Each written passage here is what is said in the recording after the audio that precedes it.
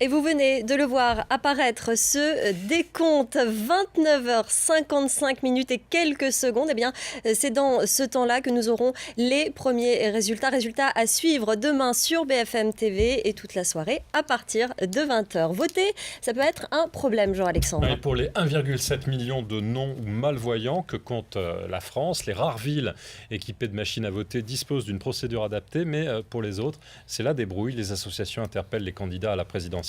Cécile Denré et Jocelyn Debrou. Martine est malvoyante. Choisir son bulletin, le déposer dans l'urne, jusqu'ici, elle ne pouvait le faire qu'accompagnée. Aujourd'hui, sa mairie lui présente un nouveau dispositif, une petite formation, et voter seul devient possible. Là, je vous mets le casque. Appuyez maintenant sur la touche barre horizontale pour consulter les choix de vote.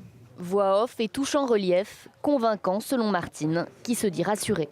C'était trop stressant pour moi. Du coup, j'avais pu voter. Là, c'est beaucoup mieux. J'aurais moins d'appréhension, j'aurais plus envie d'y aller toute seule, là. C'est une autonomie, hein. Mais ces machines, seuls 3% des villes de France en sont équipées.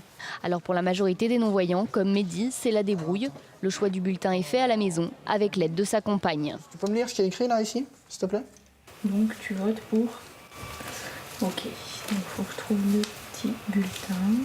On n'a pas tous la chance d'avoir une personne qui peut nous aider. Et je pense qu'avec les moyens actuels, code barre et autres, nous pourrions avoir d'autres possibilités. Les codes barres, ces carrés lisibles par infrarouge, c'est l'une des solutions pour faciliter l'accès au scrutin.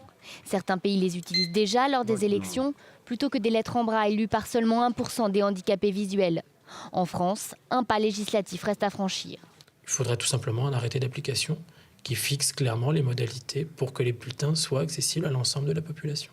L'association interpelle l'ensemble des présidentiables pour réformer dès les prochaines élections.